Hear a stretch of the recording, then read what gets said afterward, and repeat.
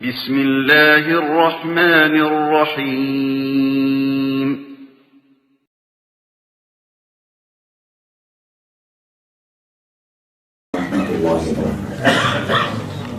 إن الحمد لله نحمده ونستعينه ونستغفره ونعوذ بالله من شرور أنفسنا ومن سيئات أعمالنا من يهده الله فلا مضل له ومن يضلل فلا هادي له وأشهد أن لا إله إلا الله وحده لا شريك له وأشهد أن محمدا عبده ورسوله أما بعد தர்பியா நம்ம ஐந்தாவது தொடருடைய அதாவது ஆறாவது தொடர் ஐந்தாவது தொடரில் நாம் இருக்கிறோம். இதில் நம்ம அல் வலா வல் பரா என்கின்ற அகீதாவுடைய அந்த பாடத்தை தொடர்ந்து பார்த்து வருகிறோம். இதில் இதுவரைக்கும் நாங்கள் பார்த்ததுடைய தலைப்புகளாக நம்ம சொல்லலாம்.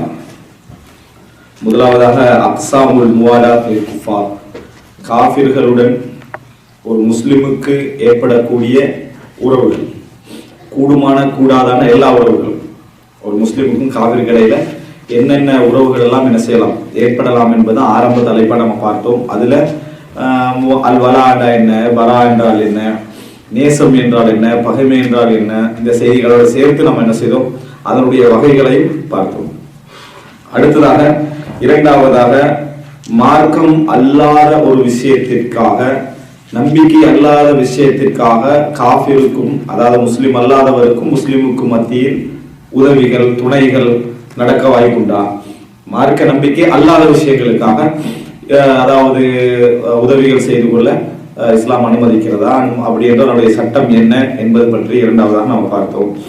மூன்றாவதாக அதாவது ஒரு முஸ்லிம் அல்லாதவர்களை விரும்பலாமா? எதற்காக? தீன் அல்லாத விஷயத்திற்காக, அவருடைய தீனுக்காக அல்ல, தீன் அல்லாத விஷயத்திற்காக நேசிக்கலாமா அப்படி என்ற ஒரு செய்தி நம்ம என்ன செய்தோம் பார்த்தோம். மூன்றாவதாகத்தான் தீன் அல்லாத விஷயத்திற்காக உதவி செய்யலாமா என்பதை என்ன செய்தோம் பார்த்தோம். நான்காவதாக அதாவது சென்ற வாரம் ஹாத்திப் இப்னு அபி பல்தாவுடைய ஹதீஸும் அதிலிருந்து நம்ம கிடைக்கக்கூடிய பலன்களும் என்ற செய்தியை நாம் என்ன செய்தோம். அதாவது அது முக்கியமான ஹதீஸ், அந்த ஹதீஸுடைய படிப்பினைகளை பற்றி நாம் என்ன செய்தோம் பார்ப்போம். இந்த வாரம் அதாவது இஸ்லாமிய ஆட்சியாளர் குஃப்ரில் அதாவது வலா வல் பரா என்ற ஒரு பகுதியில இஸ்லாமிய ஆட்சியாளர் அதாவது ஒரு இஸ்லாமிய நாடு முஸ்லிம் அல்லாத நாடோடு தொடர்பு வைக்கிற ஒரு அம்சம் ஒன்று இருக்குது. ஒரு மனிதன் நான் இன்னொரு முஸ்லிமோடு தொடர்பு வைக்க, முஸ்லிம் அல்லாதவரோடு தொடர்பு வைத்தலுடைய சட்டங்கள் எல்லாம் பார்த்துட்டோம். முஸ்லிம் நாடு ஒன்று முஸ்லிம் அல்லாத நாடோடு உறவு பேணுகின்ற நேரத்தில் அது எப்படி இருக்கணும், அதை நம்ம எப்படி பார்க்கணும், அதுல நடக்கக்கூடிய தவறுகளை எப்படி பார்க்கணும். புரிஞ்சுதா? தனிப்பட்ட ஒரு மனிதனுக்கும் ஒரு முஸ்லிம் அல்லாதவருக்கும் உள்ள தொடர்பு தான் எங்களோட நம்ம பார்த்தது. இப்ப பார்க்க போறது என்னன்னு சொன்னா, முஸ்லிம் நாடு முஸ்லிம் அல்லாத நாட்டுக்கும் இடையிலான அந்த உறவுகள்ல எது கூடும் எது கூடாது, கூடாதுன்றதை எப்படி முடிவெடுக்கிறது, அந்த நேரத்தில் நம்ம எப்படி நடந்து கொள்கிறது என்ற தொடர் தான் இப்ப நம்ம பார்க்க போகிறோம். அதுக்கு முன்னால நான் ஞாபகப்படுத்தி தலைப்புகளை சொல்றேன். நீங்களும் ஆமா நம்ம அதெல்லாம் தான் சொல்லிட்டோம் படிச்சவன்னு சொல்றீங்க. ஒரு 5 நிமிடம் நம்ம படிச்சோம் என்றதை எந்த அளவுக்கு ரீகால் பண்ணக்கூடிய இடத்துல இருக்கிறோம் அப்படி என்பதற்காக ஒரு கேள்விகள். இப்ப உதாரணமாக அதாவது முதலாவது வகை, அதாவது காஃபிருக்கும் முஸ்லிமுக்கும் இடையிலான தொடர்புடைய வகைகள் சம்பந்தமான அந்த பகுதியை நீங்க எடுத்தீங்க அப்படின்னு சொன்னால், அதுல நாம அதாவது கூடாத தொடர்பு, அனுமதிக்கப்பட்ட தொடர்பு, வெறுக்கத்தக்க தொடர்பு, அதே போல அந்த கூடாத தொடர்புல இஸ்லாத்தை விட்டு வெளியேற்றக்கூடிய தொடர்பு, இஸ்லாத்தை விட்டு வெளியேற்றாத தொடர்பு, இதெல்லாம் படிச்ச ஞாபகம் இருக்குதா? இதுதான் கேள்வி. இதெல்லாம் படிச்ச நம்மளுக்கு ஞாபகம் இருக்குதானே? ரைட். அதுல கேள்வி கேட்க மாட்டேன். அடுத்தது என்ன என்று சொன்னால், மார்க்கம் அல்லாத காரணத்திற்காக முஸ்லிம் அல்லாதவர்களை விரும்பலாமா? மார்க்கம் அல்லாத காரணத்துக்காக முஸ்லிம் அல்லாதவர்கள் ஏதோ ஒரு காரணமாக விரும்பலாமா என்ற கேள்விக்கு என்ன பதில்? உறுதியாக. அதுக்கு ஒரு உதாரணம், அதாவது நாங்க குர்ஆன்ல இருந்து ஹதீஸ்ல இருந்து ஒரு வசனம் சொன்னோம். அதுக்கு ஒரு சப்ஜெக்ட், இஸ்லாம் அனுமதித்த ஒரு சப்ஜெக்ட் ஒரு உதாரணமாக சொன்னோம். அது என்ன? விரும்பலாமாண்டா அவன் சொல்லிட்டு போயிடலாம். ஆதாரம் என்னன்னு கேட்டா அதுதான் சப்ஜெக்ட் படிக்கிறாங்க. ஒரு ஆதாரமா நான் கேட்கிறேன். நம்பர் வசனம் தேவை, எனக்கு அந்த சப்ஜெக்ட் சொன்னா போதும். முக்கிய நம்பர் அது சூறாவா இல்ல, என்ன சப்ஜெக்ட் அது ஆதாரமா சொன்னோம். அதுக்கு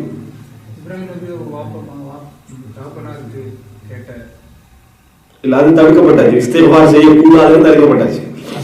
அவருடைய தாயாருக்கு பாராட்டலாமா, நேசம் பார்க்கலாமா சொல்லிட்டு ரசூலுல்லாஹ்கிட்ட வந்து அஸ்மா ரலியல்லாஹு கேக்குறாங்க, அன்பளிப்பு கொடுக்க உம்மா வந்திக்கிறாங்க, அன்பளிப்பு தந்திக்கிறாங்க, வாங்கலாமா அப்படின்னு சொன்னதுக்கு அல்லாஹ் ரசூல் ஸல்லல்லாஹு அலைஹி சொன்னாங்க, தாராளமா என்ன செய்யுங்க, வாங்க, உம்மாவோட சேர்ந்து நடங்க அப்படின்னா. இந்த ஒரு செய்தி ஆதாரம் முஸ்லிம் அல்லாதவர்களாக இருந்தாலும் மார்க்கம் அல்லாத காரணத்திற்காக நாங்க உறவு பாராட்டிக்கணும். அதை விட இலகுவான ஒரு பதில் என்னன்னா, அதாவது யூத கிறிஸ்தவர்களுடைய பெண்களை திருமணம் முடிக்கலாம் இஸ்லாம் என்ன செஞ்சு சொல்லி இருக்கு.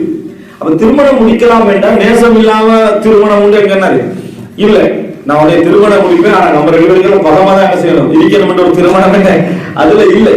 அதனால இது போன்ற செய்திகள் எங்களுக்கு காட்டுது, மார்க்கம் அல்லாத காரணத்துக்காக மஹப்பத் இஸ்லாம் என்ன செய்யல, தடுக்கவில்லை. அவருடைய தீனுக்காக அவரை நேசித்தல் என்ற பகுதியை தான் தடுக்கிறது அப்படி என்பது. எனவே அந்த கேள்வி வைப்பது, கேள்வியுடைய எக்ஸாம் வைக்கிறதுக்கான ரீசன் வந்து நம்ம எவ்வளவு டேலண்டட் பாக்குறதல்ல, இந்த மாதிரி பிரிச்சு கேட்டா தான் கொஞ்சமாவது என்ன செய்யும் ரிட்டர்ன். இப்ப இது ஒரு அளவுக்கு உங்களுக்கு என்ன செய்யலாம், மறக்காம இருக்கும் நான் நம்புறேன். சரியா? இந்த மாதிரி ஆப்ஷன் ரைட். அதுபோல நாங்க ஹாத்திப் இப்னு அபீ பல்தா நாலாவதாக படிச்சது வந்து ஹாத்திப் இப்னு அபீ பல்தா அவருடைய ஹதீஸும் இந்த அல்வலா வல் பரா இந்த பகுதியில் உள்ள சம்பந்தம் இது நாங்க பார்த்தோம். எங்களுக்கு அல்வலா வல் பரா தமிழ்ல நம்மளுக்கு சொல்ல தெரியாட்டி அரபுல நம்மளுக்கு அது விளங்குது தானே, அல்வலா வல் பரான்னு இதான் டாபிக் விளங்குது, அது தெரிஞ்சுதா போதும். இப்ப என்னன்னு சொன்னா, இந்த வசனம் இந்த ஹதீஸ் வந்து எந்தெந்த கிரந்தங்கள்ல வருது? இந்த ஹாத்திப் இப்னு அபீ பல்தா ஹதீஸ் அது புகாரி, முஸ்லிம். இரண்டாவது வந்து அந்த ஹாத்திப் இப்னு அபீ பல்தாவுடைய ஹதீஸ்ல மிக முக்கியமாக பேசப்படுற விஷயம் என்ன? அந்த மைய கரு என்ன? பத்ர் யுத்தத்தை பற்றி அப்படியா? இல்ல, எதை பற்றி பேசப்படுது? மக்கா வெற்றியை பத்தி பேசப்படுறது. ஆனா மைய கரு அதல்ல. அதுல பேச வேண்டிய இடம் என்ன, சப்ஜெக்ட் என்ன தெரியுமா? ஹாத்திப் இப்னு அபீ பல்தா ஒரு லெட்டர் என்ன செஞ்சது, ஒரு பெண்மணியிட்ட கொடுத்து முஸ்லிம்களை பற்றிய, முஸ்லிம்களுடைய யுத்தத்துக்கு வருகிற ரசூலுல்லாஹ் ரகசியமாக அவரோடு பேசிய செய்தி என்ன செஞ்சது, அனுப்பியது. அப்ப இதுக்கு ஜாசூஸ், தஜஸ்ஸுஸ், அதாவது ஒரு தனிப்பட்ட மனிதனுடைய செய்தியை ரகசியம் பார்க்கிறது வேற. ஒரு இஸ்லாமிய ஆட்சியில் அதுவும் யார் சந்தேகமற்ற ரசூலுல்லாஹி ஸல்லல்லாஹு அலைஹி வஸல்லம் நபி அல்லாஹ்வுடைய தூதருடைய ரகசியத்தை காஃபிருக்கு ஒரு மெசேஜாக என்ன செய்தது, கொடுத்து. இப்படி கொடுத்தால் என்ன சட்டம் என்று படிச்சோம். அதுதான் மிக முக்கியமான. அப்படி வந்து கொடுக்குறாங்க ரசூலுல்லாஹ் விஷயம் கொடுங்களேன். இங்க ஒரு ஆள் வந்து ஒரு முஸ்லிம் நாட்டுடைய செய்தி எல்லாம் திருடி அப்படியே என்ன செய்யறாரு கொடுக்குறாரு. இப்ப ஷம்மூன் 2 ஒரு வைரஸ் வந்தது புதுசா, ஷம்மூன் 2 அது மாதிரி ஒருத்தர் வைரஸ் வந்து கிரியேட் பண்ணி எல்லா இன்ஃபர்மேஷனையும் கலெக்ட் பண்ணி இன்னொரு நாட்டுக்கு என்ன செய்யறாரு கொடுக்குறாரு வைங்களேன். அப்படி கொடுத்தால் இஸ்லாமிய சட்டம் என்ன? அவர் வந்து காஃபிரா முஸ்லிமா? அதான் முக்கியம். நம்ம முஸ்லிம் முடிவெடுத்துக்கிறோம், இதுதான் இந்த இடத்துல மிக முக்கியம். அவர் இஸ்லாத்தை விட்டு என்ன செய்ய மாட்டாரு, வெளியே போக மாட்டாரு. இந்த தக்ஃபீர், அதாவது தக்ஃபீர்கள் மற்றவர்களை காஃபிர் என்று சொல்லக்கூடிய அந்த இதுல மிகவும் வேகமா இருக்கக்கூடிய ஹவாரிஜ்களுடைய கொள்கை என்ன, அவர்கள் வந்து என்ன செஞ்சிருவாங்க, தக்ஃபீர் பண்ணிடுவாங்க. ஹவாரிஜ் அல்லாத அறிஞர்களும் அதை சொல்லி இருக்கிறார்கள். ஆனால் ஹவாரிஜ்களுடைய பிரதானமான அடிப்படைகள் இதுவும் அவங்க என்ன செஞ்சிருவாங்க, காஃபிர்னு சொல்லிடுவாங்க. நான் மரண தண்டனை அவருக்கு கொடுக்கலாமா கொடுக்க கூடாது? கொடுக்க கூடாது, கொடுக்கலாமா? கொடுக்கலாம். அப்ப என்ன அடிப்படையில் மரண தண்டனை கொடுக்கிறது? சமூக துரோகம் செய்தால், அதாவது அல் ஹிராபா, ஹத்துல் ஹிராபான்னு குர்ஆன் இருக்கு. குர்ஆன்ல அல்லாஹ்வுடைய தூதருக்கு எதிராக போர் இருக்கக்கூடிய சமுதாயத்துல ஃபசாத் இருக்கக்கூடியவர்களுக்கு மாறுகால் மாறுகை என்ன செய்யணும், வெட்டணும் என்று சொல்லி என்ன செய்யுது குர்ஆன் வசனம் சொல்லுது. அதுக்காக நம்ம இஸ்லாத்தை விட்டு வெளியேறணும்னு என்ன செய்யல சொல்லல. ஏன்னா ஹத்துல் ஹிராபான்னு சொல்லுவாங்க, அதாவது சமூக துரோக குற்றம், சமூகத்துல குழப்பம் விளைவித்த குற்றம் என்கின்ற அடிப்படையில் அவர்களுக்கு என்ன மரண தண்டனை. உதாரணமா அந்த போதைப் பொருள் ஹெரோயின் போன்றவை கடத்தினால் ஏன் அவங்க மரண தண்டனை கொடுக்குறாங்கன்னா இந்த அடிப்படையில் தான், அவங்க இஸ்லாத்துக்கு வெளியே போனாங்க அடிப்படையில் ஹெராபா. எனவே இவர்களுக்கு மரண தண்டனை கொடுப்பதற்கு காரணம் அவர்கள் காஃபிர்கள் என்பது அல்ல. விபச்சாரம், திருமணம் முடித்தவர்கள் விபச்சாரம் செய்கிற நேரத்தில் என்ன செய்யும், அவர்களுக்கு மரண தண்டனை கொடுக்கப்படும். அதுக்காக வேண்டிய அவங்க காஃபிர்கள் அர்த்தம் அல்ல. எனவே காஃபிர்கள் என்ற அடிப்படையில் மரண தண்டனை கொடுக்கப்பட்டாலே காஃபிர்கள் அர்த்தம் அல்ல. அப்ப மரண தண்டனை கொடுப்பதற்கும் குஃபருக்கும் எல்லா நேரத்திலும் ஒரு தராசும் சம்பந்தம் இருக்கிற அவசியம் இல்லை. இதை நாங்கள் செய்வோம். பார்த்தீங்கன்னா ஹாத்திப் இப்னு அபீ பல்தாவுடைய மெசேஜ்ல இது கிடைக்கிறது. ஆனா அதுக்கு மாற்றமான கருத்துள்ளவர்கள் என்ன சொல்கிறார்கள் நம்ம பார்க்கணும். என்ன, ரசூல் ஸல்லல்லாஹு அலைஹி வஸல்லம் அவர்கள் பத்ர் யுத்தத்தில் அவர் கலந்து கொண்டதனால தான் அதை மன்னிச்சு கொடுத்தாங்களே தவிர மற்றபடி அதெல்லாம் இரண்டாவது ரசூல் ஸல்லல்லாஹு அலைஹி வஸல்லம் ஹாத்திப் பின் அபீ பல்தா உண்மையாளர் என்பது வஹீ மூலம் என்ன செஞ்சது தெரிய வந்தது. அதனாலதான் ரசூல் ஸல்லல்லாஹு அலைஹி வஸல்லம் தண்டனை கொடுக்கலையே தவிர மற்றபடி எல்லாருமே என்ன செய்யறது காபிர்கள் தான் அப்படின்னு எல்லாம் சொன்னாங்க. அதுக்கெல்லாம் என்னோட ஒரே பதில் என்ன தெரியுமா, ரசூல் ஸல்லல்லாஹு அலைஹி வஸல்லம் ஒரு வேலையை செய்தால் அது பின்பற்றதுக்கு தான் என்ன செய்யறது. அது அந்த நோக்கமா இருக்கலாம் இந்த நோக்கமா இருக்கலாம் சும்மா சொல்லக்கூடாது. அதுக்கு ஆதாரம் தனியாக என்ன செய்யணும் சொல்லணும். இது ரசூல் ஸல்லல்லாஹு அலைஹி வஸல்லம் இந்த நோக்கத்துல தான் செய்தார்கள் என்று தனி ஆதாரம் காட்டணும். காட்டாம ரசூல் ஸல்லல்லாஹு அலைஹி வஸல்லம் அவருக்கு மட்டும் முடியாது சும்மா என்ன செய்யக்கூடாது சொல்லக்கூடாது அப்படின்னு என்ன செய்யணும். நாங்க ஒரு பதில் சொல்லணும். இது நம்ம அதாவது இப்ப நம்ம இன்னைக்கு ஆட்சியாளரோடு சம்பந்தப்பட்ட விஷயத்தை நம்ம படிக்க போறோம். அதாவது ஒரு முஸ்லிம் நாட்டுக்கு முஸ்லிம் அல்லாத காபிரான நாட்டுக்கு இடையில தொடர்பு நடந்தா அது என்ன அப்படின்னு பார்க்க போறோம். அதுக்கு முன்னால நம்ம வலாவல் பரா பார்த்துட்டு ஒரு சகோதரர் ஒரு கட்டுரை எழுதிக்கிறாரு, முஜாஹிதின் அறியாமை அப்படின்னு சொல்லி ஒரு கட்டுரை என்ன செய்யறாங்க எழுதிக்கிறாங்க. என்ன எழுதிக்கிறாங்கன்னு சொன்னால், நம்ம இதுல சொன்னோமே ஹாத்திப் பின் அபீ பல்தாவுடைய செய்தியை வைத்து ஒற்றர் காஃபிர் அல்ல, ஒற்றர் காஃபிர் அல்ல. ஒற்றர் காஃபிராகிறதுக்குரிய இடம் என்னன்னா சூஉல் கஸ்த், உள்ளத்திலேயே முஸ்லிம் நாட்டை ஒழிக்கணும் என்கின்ற சிந்தனை இருந்தால் அவர் என்ன செய்வாரு காஃபிராக மாறுவார். முஸ்லிம் நாட்டை ஒழிக்கணும், இஸ்லாத்தை என்ன செய்யணும் ஒழிக்கணும், இந்த இஸ்லாமிய ஆட்சியாளர் என்ன செய்யணும் ஒழிக்கணும் என்ற எண்ணத்தோடு அவர் என்ன செய்யறாரு தகவலை கொடுத்தால் காஃபிர். அது தீனுக்காக செய்யற உதவி. அப்படி எல்லாம் குடும்பம் ஒன்று இருக்குது, உறவு இருக்குது, சொந்தங்கள் இருக்குது, பணம் உலகம், இந்த காரணத்திற்காக செய்தாராக இருந்தால் அவர் காஃபிராக என்ன செய்ய மாட்டாரு போக மாட்டார். ஆனா பெரும் பாவம், மிக பெரும் பாவம்னு சொன்னோம். இதைத்தான் எடுத்து வச்சு ஹாத்திவர் இப்பதான் இதுல அரிச்சுவடியில் இருக்கிறார் அல்லது என்ன ஹாத்திப் பின் அபீ பல்தாவுடைய ஹதீஸை மேலோட்டமாக அப்படி போட்டு 2-3 செய்திகளை போட்டு ஒரு சகோதரர் கட்டுரை எழுதி இருக்கிறார். அது யார் எழுதுன்னு தெரியாது. அந்த கட்டுரை எனக்கு வந்துருச்சு, இன்றைக்கு தான் அது வருது. காலையில பார்த்தோம் முதல் கட்டுரை, சரி வலாவல் பரால இதை பத்தி என்ன செஞ்சிடலாம் சொல்லிடலாம்னு அந்த கட்டுரை வந்துச்சு. இது இதுதான் மிக முக்கியமா நீங்க தெரிந்து கொள்ள வேண்டிய இடம். அவர் என்ன செய்யறாருன்னா பஸார்ல இருந்து ஒரு செய்தி எடுத்து போட்டு அதுல உமர் ரலியல்லாஹு அன்ஹு அவர்கள் ஃபஇன்னஹு கத் கஃபர, அவர் காஃபிராகி விட்டார், அவர் காஃபிராகி விட்டார், குஃப்ர்ல என்ன செஞ்சிட்டாரு போய் விட்டார் அப்படின்னு உமர் ரலியல்லாஹு அன்ஹு அவர்கள் சொன்னார்கள் என்று பஸார்ல இருந்து ஒரு அறிவிப்பு என்ன செய்யறாரு எடுத்து போறாரு. இப்போ உமர் ரலியல்லாஹு அன்ஹு அவன் காஃபிரான்னு சொன்ன நேரத்துல ரசூல் ஸல்லல்லாஹு அலைஹி வஸல்லம் என்ன சொல்றாங்க, ஒரு பத்ர் யுத்தத்துல கலந்து கொண்டவர் இல்லையா அப்படின்றாங்க. இந்த செய்தி அவர் எடுத்து வச்சு சொல்றாரு, ஹாத்திப் பின் அபீ பல்தா மட்டும்தான் இல்ல விதிவிலக்கா போவார் பத்ர் யுத்தத்துல கலந்து கொண்டதுனால. ஆனால் காஃபிராகி விட்டார் சொன்னதுக்கு ரசூலுல்லாஹ் என்ன செய்யல மறுப்பு சொல்லவில்லை. எனவே ஒற்றர்கள் காஃபிர்கள் தான், ஒற்றர்கள் காஃபிர்கள் தான் அப்படின்னு என்ன செய்யறாங்க அதை எடுத்து வைக்கிறாங்க. அவர்கள் கொஞ்சம் தக்ஃபீர் சிந்தனையோடு கொஞ்சம் கூடுதலா உள்ளவர்கள் தான். பண்புள்ள சகோதரர்கள், இதை நம்ம பதில் என்ன தெரியுமா, முதல் விஷயம் கது கஃபர அப்படின்ற வார்த்தை இது, அதுக்கு பஸாருக்கு போக வேண்டிய அவசியம் இல்லை. முஸ்னத் அல் பஸார் என்ற கிரந்தத்துக்கு போக வேண்டிய அவசியம் இல்லை. புகாரி முஸ்லிம்ல வார்த்தை அதான் சொல்லுது, இன்னக முனாஃபிக், இன்னஹு முனாஃபிக், அவர் ஒரு முனாஃபிக். யாரு ஹாத்திப் பின் அபீ பல்தா முனாஃபிக் தான் உமர்லாம் என்ன செய்றாங்க சொல்றாங்க. தஅனி அத்ரிப தஅனி ஃபஅத்ரிப ஹாதா உனக்கல் முனாஃபிக், அதாவது உனக்க ஹாதல் முனாஃபிக், இந்த முனாஃபிக்குடைய அதாவது கழுத்தை வெட்டுவதற்கு எனக்கு அனுமதி தாங்க அப்படின்னு சொல்லி ஒரு முறை அவன் கேட்டாங்க. நம்ம என்ன செய்யறோம் பார்க்கிறோம். அப்போ முனாஃபிக் என்று சொன்னாலே இன்னல் முனாஃபிகீன ஃபி தர்கில் அஸ்ஃபல் மினன் நார், நரகத்திலே அடித்தட்டில் நிச்சயர்கள் இருப்பார்கள் என்ற வசனத்துல வச்சு அவங்க காபிர்கள் என்ன செய்யலாம் சொல்லிடலாம். அப்போ முறையெல்லாம் காபிர்கள் சொல்றதுக்கு முஸ்லிம் அல் பஸாருக்கு போக வேண்டிய ஒரு அவசியம் உண்டு இல்ல. முனாஃபிக் என்ற வார்த்தையில அந்த கருத்து என்ன செய்யுது இருக்குது. எனவே அப்படியே சொல்லிருக்க வேண்டிய அவசியம் இல்லை. இந்த இடத்துல ரசூல் ஸல்லல்லாஹு அலைஹி வஸல்லம் அவர்கள் மறுப்பு சொன்னார்களா இல்லையான்றதுக்கு என்ன ஆதாரம் அப்படி என்று சொன்னால், ரசூலுல்லாஹி ஸல்லல்லாஹு அலைஹி வஸல்லம் கேட்ட அதுக்கு முன்னால் உள்ள கேள்விகள் வெறுமனே பத்ர் யுத்தத்துக்காக ரசூலுல்லாஹ் மன்னிக்கல. ரசூலுல்லாஹ் ஏற்கனவே ஒரு பத்ர் யுத்தத்தில் கலந்து கொள்ள வேண்டும். ரசூலுல்லாஹ் முதல்ல ஒரு கேள்வி கேட்டான். என்ன கேள்வி இது?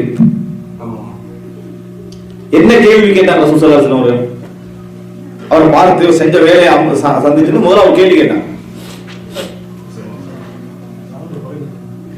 ஹதீஸ் நம்ம படிச்ச மட்டும் என்ன கேள்வி கேட்டாங்க தெரியுமா, நீங்கள் உங்களை செய்ய தூண்டியது எதுன்னு கேட்டான். இந்த வேலையை உங்களுக்கு செய்ய தூண்டிய மா ஹமலக அலா மா ஃபஅல், செய்ய தூண்டியது எதுன்னு கேட்டான். அப்ப அவர் சொல்றாரு, என் குடும்பம் அங்க இருக்குது, என் உறவுகள் அங்க இருக்கு, என் சொத்துக்கள் அங்க இருக்குது. அதே நேரம் உங்களுக்கெல்லாம் அங்க நீங்க குறைஷிகள் உள்ளவர்கள்னா ஹலீஃப், அவர்களோடு சேர்ந்தவனை தவிர அசல்ல குறைஷிகளோட எனக்கு ஒரு பலம் கிடைக்கணும்ன்றதுக்காக தான் செய்யலாம். அவன் துதிரை குஃபுருக்காகவோ வேற எந்த நோக்கத்துக்காக நான் என்ன செய்யல, நான் செய்யல அப்படின்னு சொல்றான். அப்படி செய்யல என்று சொன்ன நேரத்தில் ரசூல் ஸல்லல்லாஹு அலைஹி வஸல்லம் அவருடைய நோக்கத்தை விளங்கினான். நோக்கத்தை விளங்கி கொண்டதனால ரசூல் ஸல்லல்லாஹு அலைஹி வஸல்லம் எனது அமா ஹாதா ஃபக்கது சதக, நீ இவர் உண்மை உரைச்சிட்டாரு, இவர் உண்மை உரைத்து விட்டார் அதுக்கு பின்னால் உமர் ரலியல்லாஹு அன்ஹு குஃப்ர் என்று சொல்ற நேரத்துல தான் அந்த குஃப்ர் என்றது உமர் ரலியல்லாஹு அன்ஹு சொல்றது எதுக்காக சொல்லப்படுறது? அதாவது முனாஃபிக் சொன்னது எண்ணத்துக்கு. முனாஃபிக் என்றது எதோட சம்பந்தப்பட்டது? வெளியே முஸ்லிம் மாதிரி உள்ளே உண்மையான காபிராக இருப்பது முனாஃபிக் அர்த்தம். வெளியே முஸ்லிம் உள்ள காபிர், அதனால முனாஃபிக் என்றாங்க. ஆனா ரசூலுல்லாஹ் அந்த நோக்கத்தை வெளியே எடுத்தாச்சு. ரசூலுல்லாஹ் நோக்கத்தை வெளியே எடுத்துட்டாங்க. என்ன நோக்கம்? இவர் உலகத்துக்காகவும் உறவுக்காகவும் செஞ்சாரு, எனவே என்ன செய்ய மாட்டாரு, அதாவது காபிராக மாட்டார் என்பதை ரசூலுல்லாஹ் விளங்கப்படுத்துறாங்க. அதுக்கு புறமும் வரதிலான வெட்டணும் என்று சொல்ற நேரத்துலதான் ரசூலுல்லாஹ் அதற்கு ஆதாரம் சொல்றாங்க. உமரே ஒரு பத்ர் யுத்தத்துல கலந்து கொண்டானா இல்லையா, பத்ர் யுத்தத்துல கலந்து கொண்டது எல்லாம் மன்னிப்பான்னு சொன்னானா இல்லையா விளங்கப்படுத்துறாங்க. எனவே ரசூலுல்லாஹ் பத்ர் யுத்தத்தை ஆதாரமாக கொண்டு வந்த நோக்கம் எதுக்கு தெரியுமா? இவர் உள்ளத்தால் அப்படி செய்யல, கெட்ட எண்ணத்துல அப்படி என்ன செய்யல, உலக ஆதாயத்துக்கு என்ன செஞ்சிட்டாரு, செய்து விட்டார் என்பதை நிரூபிக்கதான் ரசூலுல்லாஹ் என்ன செஞ்சாங்க, பத்ர் யுத்தத்தை கொண்டு வந்தாங்க. எனவே நம்ம எல்லாம் நல்லா புரிந்து கொள்வோம். இங்க ரசூல் ஸல்லல்லாஹு அலைஹி வஸல்லம் அவர்கள் கஸ்து குஃப்ர் என்ற பகுதியை நம்ம சொல்வதாக இருந்தால் அவர் இன்னொரு பகுதியை காட்டியிருந்தார். வமா ஃபஅல்து குஃப்ரன், நான் இதை குஃப்ருக்காகவே செய்யவில்லை, வலர்த்திதாதன் முர்த்தத்தான இஸ்லாத்துக்கு போகணும் என்பதற்காக சொல்ல, வலா யும்பில் குஃப்ரி, குஃப்ரை அங்கீகரிக்கிறதுனால செய்யவில்லை. பாத்தீங்களா, அது குஃப்ர் தானே அப்படின்னு எடுத்துக்காட்டாரு. அதெல்லாம் அப்படி செஞ்சா குஃப்ர்ன்றதை நாங்கள் என்ன செஞ்சோம் சொன்ன, எப்படி செய்யலாம், உள் நோக்கம் நான் காபிராக வேண்டும், குஃப்ர் திருப்தி, இஸ்லாத்தை விட்டு என்ன செய்யறது, வெளியேற சிந்தனை, காபிர்களுடைய தீன விரும்பி உதவி செய்யறது செஞ்சா என்ன, அது குஃப்ர் தான். அதுக்கு இந்த செயல் தேவையில்லை, அந்த எண்ணம் இருந்தாலே என்னது போதுமானது, அது குஃப்ர் தான். ஆனால் ஒரு மனிதன் வெறுமனே ஒற்ற வேலையை என்ன செஞ்சுக்கிறாரு, பார்த்துக்கிறாரு. ஆனா அவருக்கு இஸ்லாத்துல முழு திருப்தியும் இருக்குது, ஏகத்துவத்துல திருப்தி இருக்குது, இஸ்லாத்துக்கு வெளியான எண்ணம் இல்லை, நோக்கம் என்ன, சப்போர்ட் எடுத்துக்கிறது அவங்கள, அவரோட ஆதரவா வாழ்ந்துகிறது. இந்த எண்ணத்துல செய்தால் அவர் காபிராக மாட்டார், பெரும்பாலும் ஆனால் காபிராக மாட்டார். இதைத்தான் நம்ம என்ன செஞ்சோம், விளங்கப்படுத்தினோம். ஆனால் அவர் என்ன செய்ய வேண்டாமல் எழுதிக்கிறார். இரண்டாவது பஸ்ஸால வரக்கூடிய அந்த ஹதீஸ் லாயிவானது, அந்த வார்த்தையிலே கஃபரேன வார்த்தை வருது. அந்த கஃபரேன பாருங்க, புகாரி முஸ்லிம் ஒரு அறிவிப்பு வர நேரத்துல எங்கேயோ தேடி இந்த லராய்வுகள் எல்லாம் நிறைய வரக்கூடிய அரிதான செய்திகள் நிறைய வரக்கூடிய முஸ்லிம் பஸ்ஸால எடுத்து பாத்தீங்களா, இங்க கஃபரேன என்ன செஞ்சுக்குது வந்திருக்குதுன்னா நம்ம என்ன வழங்கணும், புகாரி முஸ்லிம்ல வரக்கூடிய அறிவிப்புகள் நிறைய இத்திஃபாய் இருக்கு, நல்ல சரியான வார்த்தைகள் எடுத்து தான் புகாரி முஸ்லிம் பதிவாரு. அதுக்கு பதிலான ஒரு வார்த்தையை மட்டும் அங்க தேடுறாரு. எனவே இது தாய்வான செய்தி. இரண்டாவது நம்ம விளங்கப்படுறது நல்லா புரிஞ்சுக்கணும், நோக்கம் என்பது இஸ்லாத்துக்கு எதிரானதாக இல்லாத பொழுது வெறும் செயலாத அந்த இடத்துல வெறும் செயலாத குஃப்ரான இடங்கள் இருக்குது, இல்லாம இல்லை. ஆனா இந்த இடத்துல என்ன, அந்த சூவுல் கஸ்த், கெட்ட எண்ணம், இஸ்லாத்துக்கு எதிரான கெட்ட எண்ணம் இல்லாத வரைக்கும் அது இஸ்லாத்தை விட்டு என்ன செய்யாது, வெளியேறாது. அவங்க காட்டின மூணாவது தான் இஸ்லாமிய நாடுகள்ல மரண தண்டனை தான் கொடுக்கப்படும் ஒன்று இருக்கு. நாங்க ஏற்கனவே விளங்கப்படுத்தினோம், மரண தண்டனைக்கும் குஃப்ருக்கும் எல்லா இடத்துலயும் சம்பந்தம் இருக்க அவசியம் இல்லை. மரண தண்டனை சில நேரங்கள் குஃப்ர் அல்லாத விஷயங்களுக்கு என்ன செய்யும், கொடுக்கப்படும். இதுல கொடுக்கப்படுறதுக்கான ஹத்துல் ஹராபா, சமூகத்திலே குழப்பம் ஏற்படுத்திய அந்த விளைவின் காரணமாக அந்த மரண தண்டனை என்ன செய்வது, கொடுக்கப்படுகிறது என்பதை பார்க்கிறோம். இப்ப நம்ம ஐந்தாவது பகுதிக்கு வருவோம். இதுல என்ன அப்படின்னு சொன்னால், அதாவது நம்ம ஒரு முஸ்லிம் அல்லாதவருக்கும் முஸ்லிமுக்கும் உள்ள அந்த தொடர்புடைய விஷயங்களை தான் பார்த்துட்டு வந்தோம். இப்ப முஸ்லிம் நாட்டுக்கும் முஸ்லிம் அல்லாத நாட்டுக்கும் இடையே நடக்கக்கூடிய அதாவது விஷயங்கள் நடக்கக்கூடிய விமர்சனங்களுடைய விரிவு நம்ம என்ன செய்ய பார்க்க போறோம். அது என்ன அப்படின்னு சொன்னால், பிரதானமான அம்சம் உங்களுக்கு தெரியும், அதாவது இன்றைக்கு அதாவது சலஃபியத்துல், அதாவது என்ன சலஃபியத்துல் ஜிஹாதியா என்று சொல்லி ஜிஹாது செய்யக்கூடிய சலஃபிகள், ஜிஹாதை தூண்டக்கூடிய சலஃபிகள் என்று பிரிச்சு வச்சுக்கிறாங்க. சலஃபியத்துல்லா ஜிஹாதியா, சலஃபியத்துல் ஜிஹாதியா ரெண்டு வகையாகும். சலஃபியரை ரெண்டா பிரிச்சு என்ன செஞ்சுக்கிறாங்க, யாரே இந்த இஹ்வானிகள் மற்ற அமைப்பை சேர்ந்தவர்கள் என்ன செய்வாங்க, ரெண்டா பிரிச்சுவாங்க, ரெண்டு வகை அப்படி எங்களையும் பிரிவு இருக்குது அப்படின்னு. சலஃபியனா என்னன்னு வரைங்கன்னா அதை சொல்ல மாட்டாங்க. சலஃபியனா என்னன்னு வரைங்கன்னா நம்ம குர்ஆனும் சுன்னாவையும் சொல்வதை சஹாபாக்கள் அன்றைய காலத்துல எப்படி புரிஞ்சிருந்தாங்களோ அதே புரிவதோட நிறுத்திக்கொள்வதுதான் சலஃபியா கொள்கை என்பது. பின்னால வந்த சிந்தனைகள் எல்லாம் நம்ம அதுக்குள்ள என்ன செய்வதில்லை, எடுப்பதில்லை அப்படி என்பதுதான் சலஃபி கொள்கை என்பது. எனவே அதுல 2 வகை 3 வகை 4 வகை எல்லாம் ஒன்றும் இல்லை. இது ஒரு ஜமாத்துடைய பேரும் அல்ல, ஒரு கொள்கையுடைய பேரும். அப்ப அவங்க அல்ல ஜிஹாதியான்னு பிரிச்சு என்ன செய்யறாங்கன்னு சொன்னா, அதுக்குள்ள யார் யாரை கொண்டு வராங்க அப்படின்னு பாத்தீங்கன்னு சொன்னால், இன்றைக்குள்ள இந்த தாயிஷ் என்ற அமைப்பினர்கள், அது போல அல் காயிதா, இது போன்ற தீவிரவாத இர்ஹாபியத்தை பேசக்கூடிய அமைப்புகள் இருக்கிற இந்த அமைப்புகள் எல்லாத்தையும் கொண்டு வராங்க. அதுக்குள்ள கொண்டு வந்து இவர்கள் எல்லாம் எதிர்க்க வருவாங்க.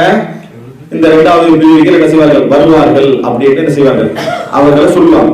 இப்ப இந்த ஒரு அமைப்பினர் செய்யக்கூடிய வாதங்களை பார்த்தீங்கன்னு சொன்னா, ஆனா ஒன்றை புரிந்து கொள்ள வேண்டும், இவர்களெல்லாம் யாரு அப்படி என்று சொன்னால் இம்திதாத், அதாவது நம்ம சொல்லக்கூடிய இந்த இஸ்லாமிய கிலாபத்துடைய ஆட்சியின் வீழ்ச்சிக்கு பின்னால உருவாகியதான இந்த இயக்கங்கள். இஸ்லாமிய ஆட்சி 1924 பேரளவில் இஸ்லாமிய ஆட்சி 1924 ஆண்டு வீழ்ந்த நேரத்தில் பின்னால் உருவாகியதான் இந்த அமைப்புகள்.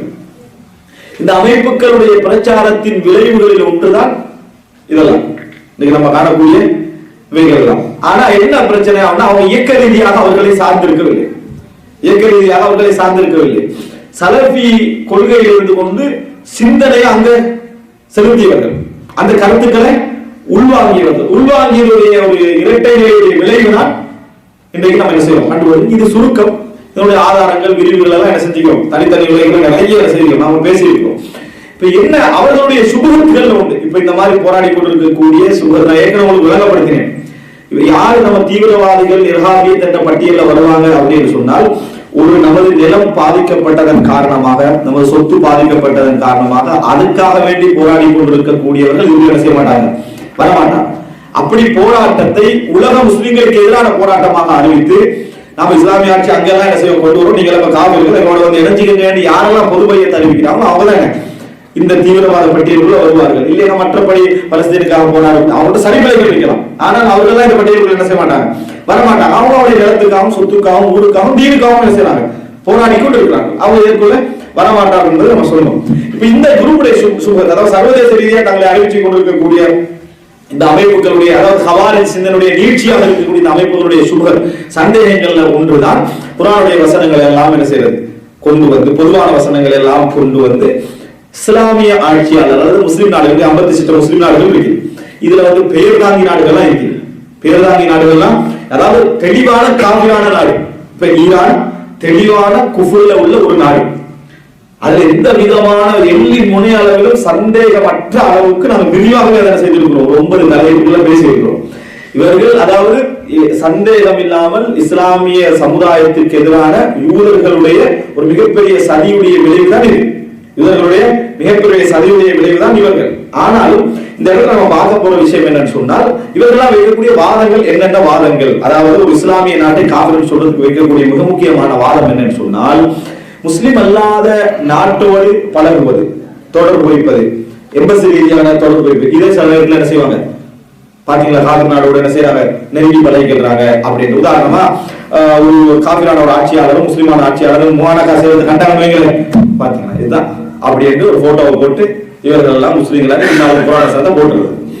இது ஒரு வகையில குஃப்ர் சொல்றதுக்கு காரணம். இன்னொரு வகையில அந்த நாட்டுடைய மக்கள், அந்த நாட்டுடைய ஆட்சியாளர்கள், அந்த நாட்டு மக்களுக்கான ஸ்பெஷலான ஒரு கவனிப்பு ஏதாவது நடந்து அதன் காரணமாகவும் என்ன செய்வார்கள், இந்த விளக்கத்தை என்ன செய்வார்கள் போடுவார்கள்.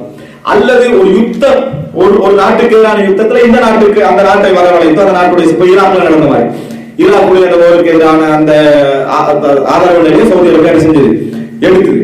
இந்த மாதிரியான நிலைகளை என்ன செய்வாங்க சொல்லுவாங்க. சில நேரத்தில் பொய்யாவும் சொல்லுவாங்க. ஆப்கானிஸ்தானுக்கும் இதுக்கு மேல நடந்தது, அதாவது ஆப்கானிஸ்தான் அமெரிக்காவோட சப்போர்ட் ரஷ்யாவுக்கு நடந்த யுத்தம் இருக்கு, அந்த யுத்தத்துக்கும் சவுதி சப்போர்ட் பண்ணா சொல்லுவாங்க. அது பிள்ளை முஸ்லீம்கள் இது சவுதி சப்போர்ட் பண்ணின இடம் வந்து அங்க ஒரு தாலிபானுக்கு தான் செஞ்சது, சப்போர்ட் பண்ணிடுறது, மற்றபடி சப்போர்ட் பண்ணல. ஆனா இந்த மாதிரியான காரணங்களை எல்லாம் சொல்லி தக்ஃபீர் சொல்வது மிகவும் டேஞ்சரான ஒரு சிச்சுவேஷன் என்ன செய்யும் உண்டாகும். இப்ப அதுக்குரிய நான் சுருக்கமான இதுக்காக நான் சொல்றேன் பாருங்க. முதல் விஷயம், ரசூலுல்லாஹி ஸல்லல்லாஹு அலைஹி வஸல்லம் அவர்கள், அதாவது அல் யகீனு லா யஸூல் பிஷ்ஷக், உறுதி என்பது எப்பொழுதும் சந்தேகங்களால நீங்காது. இஸ்லாமிய சட்டம் சந்தேகம் வந்து உறுதி போயிடும் நம்ம நினைக்கிறது அடிப்படையில் சந்தேகம் வந்து உறுதி வந்து சும்மா வரக்கூடிய சந்தேகங்களால் என்ன செய்யாது, உறுதியற்றவன் ஆகிறார். உறுதி எப்பவும் உறுதிதான். அதுக்கு என்ன ஆதாரம் அப்படின்னு நீங்க பாத்தீங்கன்னு சொன்னால், ரசூலுல்லாஹி ஸல்லல்லாஹு அலைஹி வஸல்லம் அவர்கள், அதாவது சஹீஹ் புகாரியிலே வரக்கூடிய செய்தி 7056வது இலக்கத்துல வர செய்தி, 7056வது இலக்கத்துல ரசூல் ஸல்லல்லாஹு அலைஹி வஸல்லம் அவர்களிடத்தில் நாங்கள் பையத்து செய்தோம். பாத்தை சாமி சொல்றாங்க, அவர் நோயாளியா இருக்கிறதுல நாங்கள் பையத்து செய்தோம் ரசூலுல்லாஹ்கிட்ட. அப்படி பையத்து செய்யறதுல ரசூலுல்லாஹ்கிட்ட எங்கிட்ட எடுத்து ஒரு கட்ட உடன்படிக்கை தான் அல சமீதா, செய்வதற்கு நாங்கள் கட்டுப்படுவோம். ஃபி மன்சத்தினா வ மக்ரஹினா, எங்களுடைய உற்சாகமான நேரத்திலையும் நம்ம வருவோம், நாங்கள் வெறுக்கக்கூடிய நேரத்துல என்ன செய்வோம், எங்களுடைய விருப்ப எங்களுடைய உலக விஷயங்களுக்காக நாம் பின்னாக மாட்டோம், வருவோம். கஷ்டமான நேரம் இலகுவான நேரத்திலையும் வருவோம். அதரத்தை அடையணும், எங்களுக்கு மேலாகவும் நம்மளை என்ன செய்வோம் தேர்தலுக்கு நாங்கள் வருவோம். அல்லா நுனாசி அல் அம்ர அஹ்லஹு, யார் அதிகாரத்தில் இருக்கிறார்களோ அவர்களோடு நாம் என்ன செய்ய மாட்டோம், சச்சரவு பட்டுக் கொள்ள மாட்டோம். இல்லா அன் தரவு குஃப்ரன் பவாஹன் ஐந்தக்கும் மினல்லாஹி ஃபீஹி புர்ஹான். அதாவது எப்ப நம்ம சச்சரவு படுவோம்னு சொன்னால், நேரடியான அல்லாஹ்வுடைய ஒரு ஆதாரம் குர்ஆனிலோ ஹதீஸிலோ நேரடி ஆதாரத்தை நாம் கண்டால், என்ன ஆதாரம், அவர்கள் காபிர்கள் என்பதற்கு குர்ஆனிலும் சுன்னாவிலும் நேரடி ஆதாரத்தை கண்டாலே தவிர நாங்கள் அவர்களோடு என்ன செய்ய மாட்டோம், சச்சரவு பட்டுக்கொள்ள மாட்டோம் என ரசூலுல்லாஹி ஸல்லல்லாஹு அலைஹி வஸல்லம் அவர்கள் எங்களுக்கு வைத்து வந்தார். வஅல்லா நுனாஸி அல் அம்ர அஹ்லஹு இல்லா அன் தரவு ஃபீஹி குஃப்ரன் பவாஹன் ஃபீஹி மினல்லாஹி புர்ஹான் ஃபீஹி லக்கும் மினல்லாஹி புர்ஹான். உங்களுக்கு அல்லாஹ்விடத்திலிருந்து தெளிவான ஆதாரம் அதுக்கு இருந்தாலே தவிர, தெளிவான ஆதாரம் இஜ்திஹாத் பண்ணியலாம் இல்ல, நேரடியாக ஒரு ஆதாரத்தை கண்டாலே தவிர. இப்ப இந்த ஹதீஸ்ல ரசூலுல்லாஹி ஸல்லல்லாஹு அலைஹி வஸல்லம் அவர்கள் இஸ்லாமிய ஆட்சியாளரை பொறுத்தவரைக்கும் ஒரு 5 விஷயம் ரசூலுல்லாஹி ஸல்லல்லாஹு அலைஹி வஸல்லம் சொல்றாங்க. அவரோட முரண்படுறதுக்கு 5 காரணம் சொல்றாங்க. அதுல ஒன்று, உங்களுக்கு அதாவது அறிவு அது சம்பந்தமாக இருக்க வேண்டும். அவர் செய்யற குஃபர் சம்பந்தமான அறிவு இருக்கணும். இவர் செய்யறது குஃபர் தான் அப்படி என்கிற அறிவு உங்களுக்கு கிடைக்கணும். கேள்விப்பட்டலாம் சரி வராது. மிக உறுதியாக ஒரு குஃபர் செஞ்சார் அப்படிங்கிற செய்தி என்ன செய்யணும், வாட்ஸ்அப் மெசேஜ் ஆகல இஸ்லாமிய ஆட்சியாளர் எழுதக்கூடாது. எப்படி ஒரு வாட்ஸ்அப் மெசேஜ் காக்குதான் அப்படின்ற லெவலுக்கு என்ன செஞ்சிடக்கூடாது, போயிடக்கூடாது. தெளிவான அறிவு என்ன செய்யணும், இருக்கணும் முதலாவது. இரண்டாவது, எனக்கு மட்டும் அந்த அறிவு சரி வராது, இதை அந்த சமுதாயம் ஏற்றுக்கொள்ளக்கூடிய அளவிலான ஒரு சமுதாயத்தை அதை என்ன செய்யணும், அறியணும். நாங்க 2 பேருக்கு தெரிய வந்துச்சு, முடிஞ்சு நம்ம அங்க வேலை செய்யறாங்க, கான்ட்ராக்ட் கொடுக்குறேன், முடிஞ்சு இந்த ஆட்சியாளர் நீக்கப்பட வேண்டும் சொல்லக்கூடாது. ஏன் பிரச்சனை இல்லாமல் தனி அவருக்கு நல்லா ஒரு விஷயம் அது. சமுதாயம் காண்ட அளவுக்கு அந்த குஃப்ர் என்ன செய்யணும், நடக்க காரணம் ரசூலுல்லாஹ் சொல்ற இல்லா அன் தரவு ஃபீஹி, நீங்கள் காணணும் என்றார் ரசூலுல்லாஹ். அப்படின்னா முக்கியஸ்தர்கள் சமுதாயத்தில் உள்ளவர்கள் என்ன செய்யணும், அதை காணணும். எனவே பெரும்பாலான மக்கள் காணக்கூடிய வாய்ப்பு, அவருக்கு பெரிய குஃப்ரும் செய்தார் என்பது காணக்கூடிய வாய்ப்பு இருக்கணும். அறிவு எல்லோரும் பெரும்பாலான மக்கள் காணக்கூடிய அல்லது முக்கியஸ்தர்கள் காணக்கூடிய வாய்ப்பு 2. அப்பதான் அவங்களுக்கு வெளிப்படையா செய்யறாங்க அர்த்தம் 2. மூன்றாவது, அது குஃப்ரா இருக்கும். அது என்னது, குஃப்ராக இருக்கணும். குஃப்ர் அல்லாத கண்டு வேலை இல்லை. உதாரணமா ஒரு ஆட்சியாளர், ஒரு காபிரான ஆட்சியாளரோடு இப்படி என்னது என்ன சேஸ் பண்றதா சொல்றது, இப்படி பண்ணிக்கிறான், கிளாஸை வச்சு இப்படி பண்ணிக்கிறான், பண்ணி பாத்துக்கலாம், சாராயத்தை பரிமாறிக்கலாம், அதுல தண்ணி இருந்தாலும் பாத்துக்கணும். விஷயம் என்னன்னா, இதுல தண்ணி அதுல சில சாராயம் இருந்துக்கலாம், அவர் அப்படி பண்ண வேண்டிய கட்டம் என்ன செய்யலாம் இருந்திருக்கலாம். இங்க இருந்துட்டு வார மெசேஜ் பார்த்து போட்டு உடனே இஸ்லாமிய ஆட்சியை கீழே போட்டுறோம். இதுல என்ன செய்யணும்னு சொன்னால், இது பாவம், குஃப்ர் இல்லை. அப்படியே நடந்தாலும் என்ன, அது என்ன பாவம், குஃப்ர் அல்ல. அல்லது ஒரு ஆள் கிராஸ் போட்ட மாதிரி ஆட்சியாளர் நடத்தீங்களா, அது எப்படி வரணும், மிகப்பெரிய பாவம். ஏன்னா ஒருத்தர் ஒரு குஃப்ர மஹப்ப தீனுக்காக என்ன செஞ்சிருக்கணும் வந்திருந்தார், அந்த இடத்துல என்ன செஞ்சிருக்கலாம் நம்ம, அதாவது பின்னால் அவர் பதவி என்ன காரணம் அவர் போட்டான்னு தெரியாத வரைக்கும் நம்ம ஒரு விஷயத்துக்கு தீர்ப்பு என்ன செய்யக்கூடாது, சொல்லக்கூடாது. எனவே குஃப்ர் அது குஃப்ரா அடிக்கிறோம். 4வது பவாஹா அடிக்கிறோம். பவாஹா சொல்றது மிக தெளிவான குஃப்ரா என்ன செய்யணும், அவருடைய எல்லா வகையில கஸ்து நோக்கம் அது இதெல்லாம் விளங்கணும். குஃப்ர் செய்யறது இவருடைய ரிவா, இவருக்கு அதான் விருப்பம். அடுத்த நாள் என்ன செஞ்சுவார், இங்கேயும் அதை கொண்டு வந்து சேர்த்துவார் என்ற ஒரு அம்சம் என்ன செய்யணும், இங்க இருக்கணும். அங்க அப்படி நடந்துட்டு இங்க என்னது எந்த குறைச்சும் இந்த நாட்டில் நான் அனுமதிக்க மாட்டேன் சொல்றனால பணமும் என்ன செய்யலாது, அதுல சேர்த்து விட இயலாது. அங்க செய்யக்கூடிய நம்ம ஒரு ப்ராஜெக்ட் ஆரம்பிச்சுக்கிறோம், இங்கேயும் குறைசுகளை வீதியா நிறுத்து வைக்க அப்ப கொஞ்சம் நோக்கம் என்ன செய்யுது விளங்கு. அப்படி இல்லாத நேரத்தில் என்ன செய்யக்கூடாது, நம்ம சொல்லுவோம் குஃப்ரன் பவாஹன். 5வது என்ன அப்படின்னு சொன்னால், அந்த தெளிவான குஃப்ர் உங்களுடைய இஜ்திஹாத்ல இருக்கக்கூடாது. குர்ஆன்ல நேரடியாக இதை குஃப்ர் என்ன செஞ்சிருக்கோம், சொல்லி இருக்கிறோம். ஹதீஸ்ல ரசூல் ஸல்லல்லாஹு அலைஹி வஸல்லம் நேரடியாக குஃப்ர் என்று சொல்லி இருக்க வேண்டும். இந்த 5 இருந்தால் மொத்தம் 5. முதலாவது பாருங்க, முதலாவது அதாவது அறிவு. 2வது எல்லாரும் பெரும்பாலானவர்கள் முக்கியஸ்தர்கள் காணுவது. 3வது குஃப்ராக இருந்தது. 4வது வெளிப்படையான குஃப்ராக இருந்தது. அதான் நீங்க விட்டுருப்பீங்க விளங்கிட்டா. குஃப்ராக இருத்தல் என்று தனி, அது வெளிப்படையான குஃப்ராக இருத்தல். வெளிப்படை இல்லாத சில குஃப்ர்கள் என்ன செய்யுது இருக்கிறது, குஃப்ர் நம்ம குஃப்ர் தான், ஆனா வெளிப்படையாக குஃப்ருக்கு தீர்ப்பளிக்க முடியாத கட்டத்துல இருக்கும் விளங்கிட்டா. அதனால தெளிவான குஃப்ராக இருத்தல். 5வது அல்லாஹ்விடம் நேரடியான ஆதாரம் என்ன செய்யணும் பிரிக்கிறோம். ரசூலுல்லாஹ் இதை சொல்றாங்க. அது வரைக்கும் அவரோட என்ன செய்யக்கூடாது, சச்சரவு கட்டுக்களை கூடாது. அப்படிங்கிற சச்சரவு சொன்னா அந்த ஆட்சிக்கு எதிராக கிளம்புறது, அந்த வேலை செய்யக்கூடாது. இதான் ரசூல் ஸல்லல்லாஹு அலைஹி வஸல்லம் சொன்ன நிபந்தனை. அடுத்தது அதே நேரத்தில் ஒருவரை நாம காஃபிர் அப்படின்னு சொல்ற நேரத்தில் இன்னொரு விஷயத்தை கவனிக்கணும். அது என்ன அப்படின்னு சொன்னால் கியாமுல் ஹுஜ்ஜா, ஆதாரம் தெளிவாக வருது. அவர் அந்த குஃப்ரை செய்தார் என்பதற்கு ஆதாரம் தெளிவாக வருது. இது ஒரு ஆட்சியாளருக்கு சொன்ன அந்த 5 இதுக்குள்ள வரும். ஆட்சியாளருக்கு சொன்னவன் அந்த 5 இதுக்குள்ள வரும். சில பொழுதுகள் ஆட்சியாளர் இல்லை என்பதனால அதுக்கு குர்ஆன் சுன்னால நேரடி ஆதாரம் வைக்கணும் என்கின்ற போன்ற நிபந்தனைகள் என்ன செய்யலாம், நீங்களாம். இந்த ஆட்சியாளருக்கு எதிராக கிளம்புறதுக்கான நிபந்தனைகள் கொஞ்சம் டைட்டா இருக்கு. மற்றபடி ஒரு தனிப்பட்ட நபருக்கு நம்ம சொல்ல போற நேரத்தில் இந்த நிபந்தனை என்ன செய்யலாம், நீங்களாம். நேரடி ஆதாரம் வைக்கணும் என்கின்ற நிபந்தனை நீங்களாம். முதல் விஷயம், எப்படியோ ஒருவரை காஃபிர் அன்று தனிப்பட்டவையாக நம்ம சொல்வதாக இருந்தால் தெளிவான ஆதாரம் இருக்க வேண்டும். இரண்டாவது, நிபந்தனைகள் அந்த இடத்துல நிறைவேற வேண்டும். நிபந்தனைகள் ஒரு காவிரி சொல்றதுக்குரிய நிபந்தனைகள் அதை நிறைவேற வேண்டும். அது என்ன அப்படின்றால், தெளிவாக அவர் குஃப்ர் செய்தார் என்ற அறிவும், அவர் இந்த நோக்கத்துக்கு தான் செய்தார் என்ற அறிவு.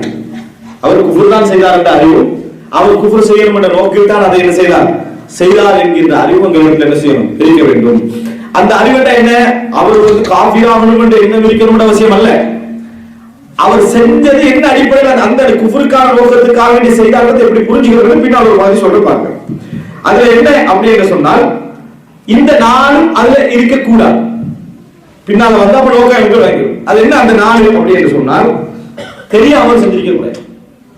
குஃப்ரு தெரியாமல் செஞ்சிருக்க, குஃப்ர் செஞ்சிருப்பாரு, குஃப்ர் அவருக்கு என்ன செய்யாம இருக்கும், தெரியாம இருக்கும். அப்ப அது ஜஹல் இருக்கக்கூடாது, அதுல இருக்கக்கூடாது, ஜஹல் இருக்கக்கூடாது. அப்படின்னா அவர் அந்த நோக்கத்தை செய்யலைன்னு அர்த்தம்.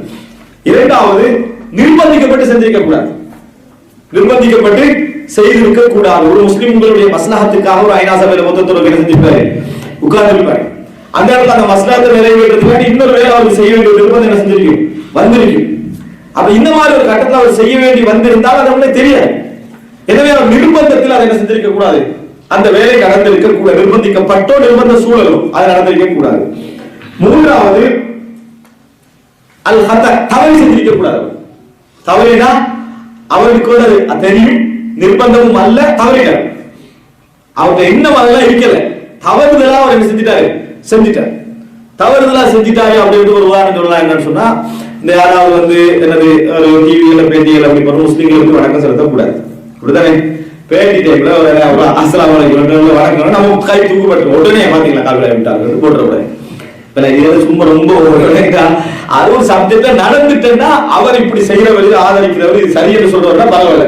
மனிதன் அடிப்படை செல்ல கை உள்ளா போகல, வந்துட்டு கை பாத்தீங்கன்னா கை வந்துட்டு இருக்குது. அது எல்லாருக்கும் இயல்பாக ஒரு நடக்க வாய்ப்பு இருக்கு. திடீர்னு முஸ்லீம் அல்லாதவர்களை பழகிற நேரத்துல நம்ம சில நேரத்தை அனுபவப்படாத வந்துடலாம்.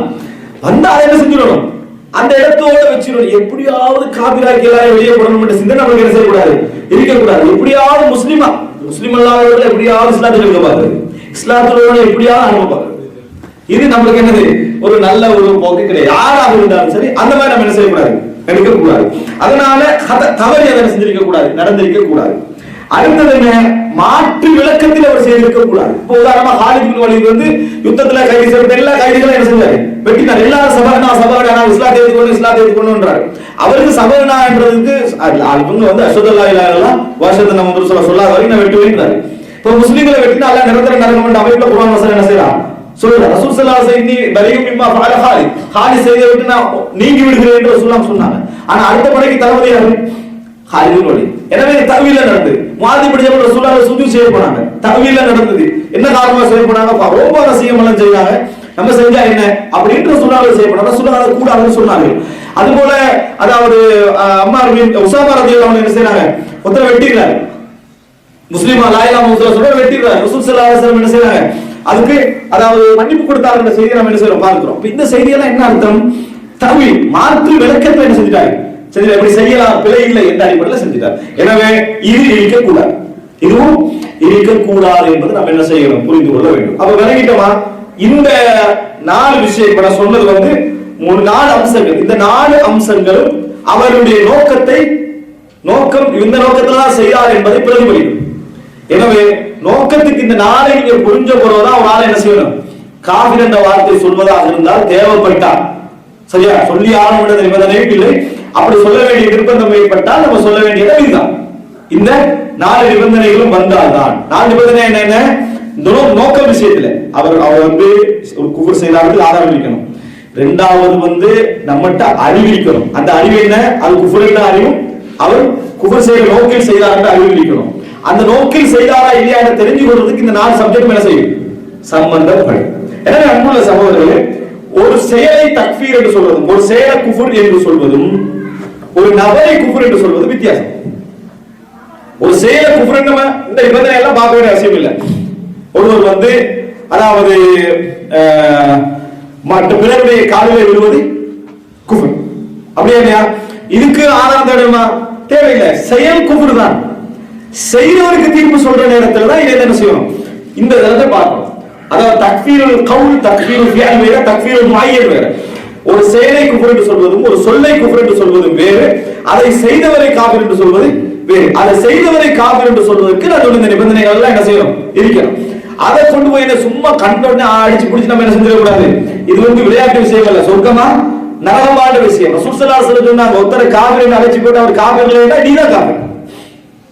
தேவையை எல்லா அமலையும் செஞ்சுட்டு நல்ல முறையில வாழ்ந்துட்டு சுண்ணா அடிப்படையில வாழ்த்த பின்னால ஒரு ஆளை காபிர் என்று சொல்லி அவன் சொருக்க போய் நீ நரகம் போடணும். அப்ப அதனால நம்ம அந்த விஷயத்தை கொஞ்சம் கவனமாகவே இருக்கணும். காபிர் என்று சொல்வதனால என்ன பலன் என்று பார்க்கணும். இப்போ சில நேரத்துல சில பொழுதுகள்ல ஒருத்தர் வந்து காபிர் என்று சொல்றதுனால ஒரு சோதனை வரும். என்ன தெரியுமா? ஒருத்தர் வந்து பாவம் செஞ்சுட்டு அதை கண்டுகொள்ளாம இருக்கிறதுனால சில பேர் அவர் அடுத்த பாவம் செய்யாம இருப்பார். ஆனா இப்போதான் ஒருத்தர் வந்து மறைஞ்சு சிகரெட் குடிக்கிறார். நம்மளை கண்டோடனே மரியாதை பார்த்து குடிக்கிறார். மறைஞ்சி குடிக்கிறார் என்று நம்ம கண்டுபிடிச்சிட்டு திறமைக்காக எட்டி பார்த்து என்ன சிகரெட்டா அப்படின்னு கேட்டவங்களே மரியாதையை கொடுத்து பார்த்தா எப்படி செய்யறாங்க குடிப்பான். எங்களுக்கு முன்னால குடிப்பான். இதை விட நல்லது என்ன? அவன் அதோட நிறுத்துறதுக்கு என்ன வழி என்று பாக்குறதா நல்லது. கண்டுபிடிச்சு பெரிய விஞ்ஞான கண்டுபிடிச்ச மாதிரி அவர்கிட்ட போய் இதை சொன்னோம்டா நம்மளுக்கு என்ன நடக்கும்? நாளைக்கு அவர் என்ன செய்வாரு? அதே போல ஒருத்தர் ஒரு குஃபர் செஞ்சுட்டு வந்துட்டாரு. இவன் இஸ்லாத்தை வைக்க கூடாது, எப்படியாவது ஆர்ப்பாட்டம் செஞ்சு இஸ்லாத்துக்கு போய் அப்படி அனுப்பிட்டா அவன் அது கூட என்னது ஆக நம்ம சமுதாயமே நம்மளுக்கு ஃப்ரீயா என்னது நம்மளுக்கு லேபரை தந்தாச்சு நம்ம போக வேண்டியதான் போயிடுவோம். குஃபர் செஞ்சுட்டு வந்தவன் அழைச்சி நீங்க செஞ்சதெல்லாம் விளங்குது, இதோட விட்டுருக்கு. இப்படி பேசாம உடனே கண்டுட்டாச்சு வாட்ஸ்அப்ல மெசேஜ் வந்துட்டு நம்ம அடுத்த நாள் இதான் பயம் நம்ம தலைவர் அப்படின்னு முடிஞ்சு நம்ம போய் மைக் இழுத்துட்டோம். எல்லாம் என்ன செஞ்சுருவாங்க? குஃபர்ல போய் என்ன செய்வாங்க? விழுவாங்களா இல்லையா? நிச்சயமா விழுவாங்க. நம்ம எதிலையும் கவனமாக இருக்க வேண்டும். ஒரு மனிதனை காவிர் என்று சொல்லி விமர்சிக்கிறதன் காரணமாக நடக்கக்கூடிய வேலை அவனை இஸ்லாத்துக்கு வெளியேற்ற. அதே நேரம் யாரை காவிர்னு நம்ம சொல்ல வேண்டிய நிலையில் இருக்கும். ஒருத்தருடைய நூல், ஒருத்தருடைய பேச்சு, ஒருத்தருடைய ஆய்வுகள், குஃபுரான ஆய்வுகள் இந்த சமுதாயத்தில் இருக்கு. அவர் மௌத்தாயிட்டார். இந்த சமுதாயத்தில் இருக்கக்கூடிய இந்த நூல்களும் அவைகளும் மக்களுக்கு மத்தியில் குஃபுர்ல செலுத்துமா செலுத்தாதா? செலுத்தும். அப்ப வாய் முடிக்க கூடாது. அப்ப வாய் முடிக்க கூடாது. அப்ப என்ன சொல்லணும்? இது குஃபுரான வார்த்தைகள், இது குஃபுரான செயல்பாடுகள், நாளைக்கு நீங்க இதன் மூலம் என்ன செய்யலாம்? தவறி போகலாம். இது குஃபுர்ன்றதுல சந்தேகம். அப்ப என்ன சொல்லக்கூடாது? இறந்தவர்களை விமர்சிக்கிறார். நம்ம இறந்தவர்கள் எல்லாம் என்ன செய்யல? விமர்சிக்கல. எதை விமர்சிக்கிறோம்? அவர் எழுதிவிட்டு போன குஃபுரை, அவர் எழுதிவிட்டு போன விஷயங்களை நம்ம விமர்சிக்கிறோம். இறந்தவர் அவர் அல்லாஹ் என்ன செய்யட்டும்? பார்த்துக் கொள்ளட்டும். ஆனா எழுதிவிட்டு போனதுக்கு நம்ம கட்டாயம் விளக்கப்படுத்தி தான் என்ன செய்யணும்? ஆக வேண்டும். மக்கள் படிக்கிறாங்களா இருந்தா, மக்கள் படிக்கிறாங்க, அதன் மூலம் வழிகட்டு போறாங்களா இருந்தா சொல்லி ஆகணும். எனவே நம்ம புரிஞ்சுக்கணும். தக்ஃபீர் பண்றதுனால காபீர் என்று சொல்கின்ற விஷயத்துல சொல்ல வேண்டிய கட்டமும் இருக்குது, சொல்லவே கூடாத கட்டமும் இருக்குது. அதுக்கான நிபந்தனைகள் இருக்குது. இது ஆட்சியாளரோடு சம்பந்தப்படுமாக இருந்தால் மிகப்பெரிய குற்றத்துக்குள்ள வந்து விடும் என்பதை நாம் என்ன செய்ய வேண்டும்? புரிந்து கொள்ள வேண்டும். இப்ப ஆட்சியாளரோடு சம்பந்தப்பட்ட நேரத்தில் நாங்கள் நிறைய ஹதீஸ்களை, அரசாங்கத்தோடு சம்பந்தப்பட்ட நிறைய ஹதீஸ்களை படிச்சுட்டு தான் இந்த செக்ஷனுக்குள்ள என்ன செய்யணும்? ஏன்னா ஆட்சியாளரை பொறுத்த வரைக்கும் பல நிர்பந்தங்கள் அதுல என்ன செய்யுது? இருக்கு. சாதாரணமாக நீங்க பாருங்க, ஒருத்தர் ஒரு ஆள் வீட்டுக்கு ரெண்டை கொடுக்குறாரு, வீட்டு ரெண்டை கொடுக்குறாரு, அட்வான்ஸ் 10 லட்சம் வாங்கிட்டாரு. அவர் வாங்கி எல்லாம் முடிச்சு செலவழிச்சு ஆறு பணம் முடிச்சுட்டு இவர் அந்த டைம் பார்த்து சாராய கடைன்னு போடுறாரு. வீட்டுல இந்த வீட்டுல சாராய கடைன்னு போடுறாரு.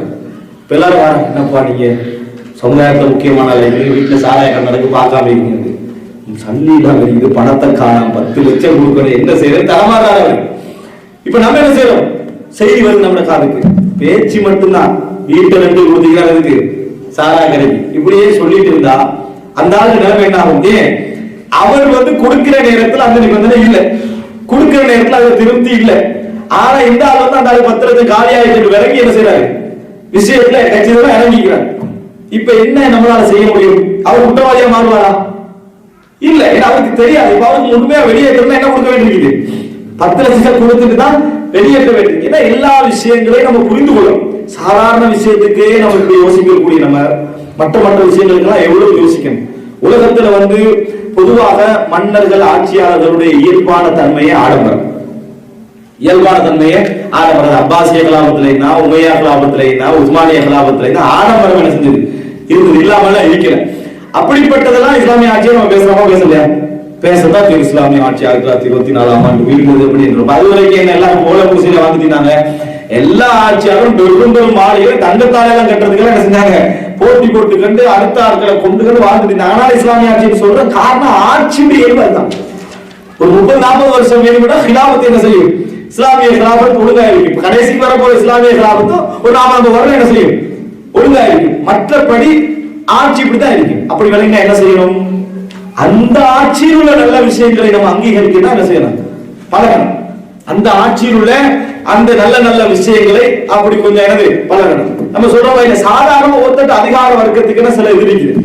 ஆம்பளை என்ன கொஞ்சம் சத்தம் போட்டு ஏசி கை தூக்கு தான் செய்யலாம் அப்படின்னு பழமொழி மாதிரியே சொல்லுவோம் இல்லையா, குடும்ப வாழ்க்கையில பழமொழி மாதிரியே சொன்ன. அப்படித்தான் நீ தான் கொஞ்சம் என்ன செய்யணும், பொறுத்து போகணும். அப்ப ஏன் சொல்ற நியாயமாகு, பொறுத்து அவங்க திருப்பி கேட்டாங்க அநியாயம் தான் அப்படின்னா என்ன, வாழ்க்கை புரிஞ்சு போகுது, அவ்வளவுதான்.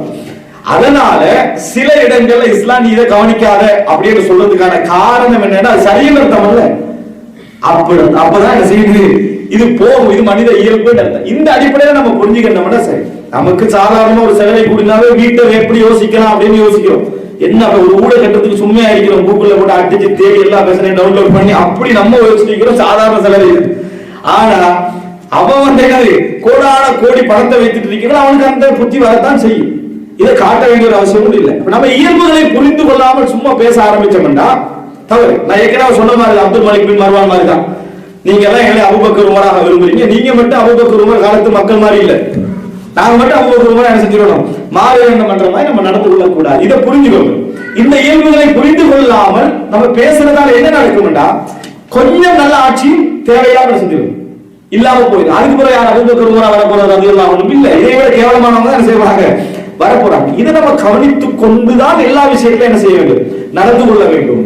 சில நேரங்கள்ல சில நல்ல ஆட்சியுடைய உலமாக்களுக்கு எதிராக செய்யப்படுற விமர்சனம், அந்த ஆட்சியாளர்களோடு இருக்கக்கூடிய நல்ல ஆட்சியாளருக்கு செய்யப்படுற விமர்சனம் என்ன அப்படின்னு சொன்னால், இவங்க எச்சரிக்கிறாங்க இல்ல, இவங்க சொல்றாங்க இல்ல அப்படின்னு.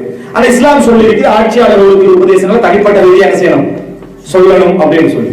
இப்ப தனிப்பட்ட ரீதியா சொல்லணும்னு வெளியே சொல்லுமா ஏழாது. உதாரணமா மனைவி தவறு செய்யறான், சகோதரி தவறு செய்யறான், தாய் தவறு செய்யறான், எப்படி சொல்லணும், ஒரு ஒழுக்க தவிர மைக் போட்டு அல்ஹம்துலில்லாஹ் என்ன மனைவி இப்படி தவறு செஞ்சுட்டா இப்ப நான் திருத்தி அப்படியே சொல்றது, அல்லது இந்த மாதிரி செய்யாத இது பிள்ளை அப்படின்னு சொல்லிட்டு அவன் எப்படி வெளியே தெரியணும், அப்படி எதுவும் நடக்காத மாதிரி தான் செய்யணும், வெளியே தெரியணும். புறால் கேட்கிறாரு, நடந்து ஒன்னும் பேசலையே மனைவி, அதை பேசின தோணட்டு சொல்லுவாரா, அவரு சொல்ல மாட்டாரு.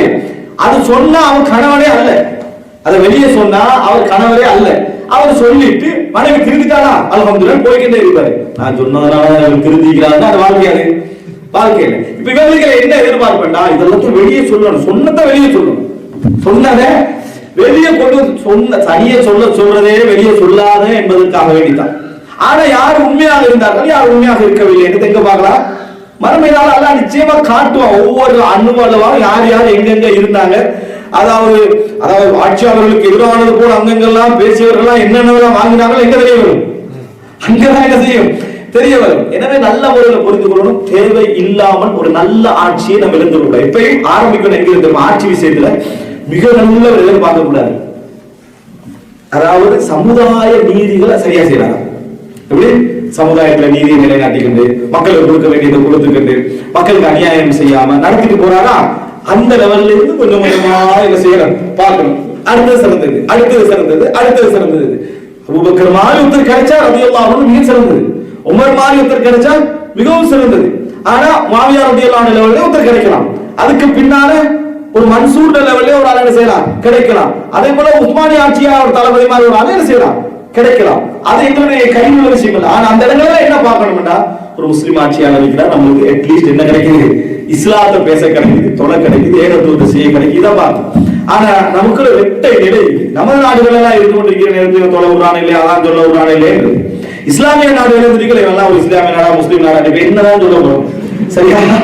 இப்ப நம்ம வந்து ஒரு முடிவுக்கு இல்ல, நம்ம வந்து ஒரு முடிவுல இல்ல, இவன் அவனா மாற வைக்கிறது, அவனை இவனா மாற வைக்கிறது தான் நம்மளோட காலம் போயிட்டு இருக்கே தவிர இது ஒரு மிகப்பெரிய ஆபத்து. சில நேரங்கள்ல தான் நினைப்பது என்னன்னு சொன்னால், நாங்களும் இந்த ஆட்சி பற்றிய தலைப்புகளை பேசுவதற்கு தகுதியற்றவர்கள் பல நேரங்களில் நினைக்கிறேன் தெரியுமா. இன்னும் அந்த ஃபிக்ஹ் சியாசா எங்கள்கிட்ட இல்லைன்னு சொன்னா நம்ம அரசியல் என்ற ஒரு பகுதிக்குள்ள நிறைய பல அறிஞர்கள் வந்து அதை விளக்கினாங்க, அதை பத்தி பேசல. இப்ப இப்னு உமர் ரலியல்லாஹு அன்ஹு அவர்கள் எல்லாம் தலைமைத்துவத்துக்கு தகுதியானவர்களாக இருந்தும் மக்கள் பிளவுபட்டு இருந்தா பையத்து செய்யாம ஒதுங்கி இருந்தாங்க. சேதா யார யசீதா இருந்தாலும் போய் செஞ்சாங்க, பையன் செஞ்சு அப்படியே போய்கிட்டு இருந்தாங்க. ஏண்டா ஒரு ஆட்சியாளர் இருப்பது என்பது அவர் இல்லாமல் இருப்பதை விட மிகவும் என்னது சிறந்தது. ஒரு தலைமைத்துவத்தோடு ஒரு சமுதாயம் போவது என்பது ஒரு கட்ஸ். அது அந்த சமுதாயத்துக்காக எத்தனை விஷயங்கள் என்ன செய்யலாம், பேசலாம். அதை விட்டுட்டு இன்னொரு பகுதியில பேசுறது என்ன, ஜனநாயகம் இல்லாம இருக்குது அப்படின்னு சொல்லி இப்ப ஏதாவது மன்னராட்சி இஸ்லாமிய ஆட்சி மன்னராட்சி இருக்குது, ஜனநாயகம் இல்லாம இருக்குது அப்படின்னு. ஜனநாயகம் யார் கொண்டு வந்தது? ஜனநாயகம் 100 வருஷத்துக்கு முன் எங்க ஜனநாயகம்? ஜனநாயகம் எல்லாம் என்னது இல்ல. ஜனநாயகத்தால வந்தது நலவான்னு கேட்டா கொஞ்சம் வாசிங்க. ஜனநாயகத்தால ஏமாத்து தான் உலகத்துல நடந்ததே தவிர வேற ஒண்ணும் நடக்கல. ஜனநாயகத்தால உதாரணம் நம்ம 1947 சுதந்திரம் அடைஞ்சு இலங்கை இந்தியாவும், அதுக்கு பிறகு இருந்து அவன் நல்லவன் நினைக்கிறவங்க நம்மளுக்கு நடக்கலையா? பேசாம அவன் இருந்த கூட நாட்டை டெவலப் பண்ணி பாருன்னு நினைக்கிற மாதிரி நம்ம நினைக்கிறோம். இவன் சாப்பிட்டு நினைக்கிறான். அவன் நம்ம இன்னொரு நாட்டுல இருக்கிறோமே, அந்த மக்களை திருப்திப்படுத்தணுமே என்பதற்காக வேண்டி ரயில் கடவைகள் போடுறதும் பாலம் கட்டுறதும் அது செய்யறதே அவனை திருப்திப்படுத்தணும். இவன் நம்ம மக்கள் தானே, நம்மள இயல்பு நம்மளை போறதான் இவன் இயக்க போறான் இயல்புல இவன் செய்து கொண்டிருக்கிறான். அப்படி நடக்குதா இல்லையா? இதை நம்ம சுதந்திர தினம் கொண்டாட வேண்டி இருக்கு. இப்ப பாருங்க, இதை நீங்க என்ன புரிஞ்சுக்கணும்னு தெரியுமா? ஜனநாயகம் என்ற ஒரு பகுதி இஸ்லாம் சொல்லல. ஜனநாயகம் என்ற ஒரு பகுதி இஸ்லாம் சொல்லல. இஸ்லாம் சொல்லுது என்ன விஷயம், மக்கள் உடைய நிலைப்பாடு தான் ஆட்சி என்று இஸ்லாம் சொல்லுது. அது உண்மை. மக்கள் தான் ஆட்சியை முடிவெடுக்க வேண்டும் இஸ்லாம் சொல்லுது. அதுல மாற்று கருத்து இல்லை. அதுக்கு பேர் என்ன இல்ல, ஜனநாயகம். ஜனநாயகத்துக்கு எத்தனை நாலேஜ் தோட்டம் வச்சுக்கலாம். அமெரிக்கா ஒரு ஜனநாயகம் நடக்குது, இங்க ஒரு ஜனநாயகம் நடக்குது, இலங்கையில் ஒரு ஜனநாயகம் நடக்குது, அதே போல என்ன இந்தியாவில் ஒரு ஜனநாயகம் நடக்குது. 3 பேர் இருக்கு. ஆனா பேர் அது டெமோக்ரஸி. எல்லாத்துக்கும் பேர் டெமோக்ராத்தியா பேர். அப்ப சமஷ்டி ஆட்சி முறையில் இலங்கையில இந்த தமிழில் விடுதலை புலிகள் வச்சாங்க, அப்படித்தான் வரணும் அப்படின்னா எல்லாம் ஒரு மக்களுடைய வளங்களை பயன்படுத்துவதற்கு ஒரு ஆட்சியை காட்டிட்டு அங்க நடப்பதை விட நீங்க மன்னர் ஆட்சிகளோட ஒப்பிட்டீங்கன்னா மன்னர் ஆட்சியில மக்கள் நல்லா தான் இருக்கிறாங்க இருந்துட்டீங்கன்னா ஜனநாயகம் அவனுக்கு மக்களுக்கு ஏதாவது ஒரு நலவொன்று கொடுக்கணும்னு சொல்லி பார்லிமெண்ட்ல வச்சாலும் எதிர்கட்சி எழுப்பிட்டான். சரி வராது. அப்படி வச்சா இவனுக்கு இடைஞ்சலா இருந்தா மட்டும்தான் இவன் உருவான அவனுக்கு தெரியும். ஏதாவது நல்ல ஒரு ப்ரொஜெக்ட் கொண்டா முதலாவது அவன் தான் அதுக்கு எதிராக என்ன செய்ய நிக்கிறது, இவன் அளவு செய்யக்கூடாது. அதுக்கு இவன் வந்து அவனை பழி வாங்குறது. மன்னர் ஆட்சியில எவனையும் எதிர்கட்சி. அதனால புரட்சி வராம அழகா தடுத்துட்டு போயிட்டே இருந்தாங்க. அழகா என்னது போயிட்டே இருந்து. அன்புள்ள சகோதரர்களை நான் சொல்வதற்கான காரணம், இந்த பகுதிகள் ஒரு ஆட்சி சம்பந்தமான ஃபிக்ஹ் சும்மா நம்ம பேசக்கூடாது. ஆட்சி சம்பந்தமான ஃபிக்ஹ் பேசக்கூடாது. என்ன பேசலாம் என்றால், அல்லாஹ்வும் ரசூலும் எங்களுக்கு சொல்லி தந்த ஹதீஸ்கள் ஆட்சி சம்பந்தமா இப்படி சொல்லிக்கலாம், இப்படி சொல்லிக்கலாம், இந்த விஷயத்துல நம்ம நடந்து கொள்ளணும், எடுத்துக்கொள்ளணும்.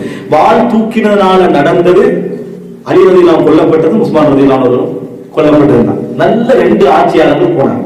ஒன்றை புரிந்து கொள்ள, ஒரு ஆட்சியாளருக்கு எதிராக நம்ம கிளம்பினா அந்த ஆட்சியாளர் ஒன்று நல்லவராக இருப்பார் அல்லது கெட்டவராக இருப்பார்.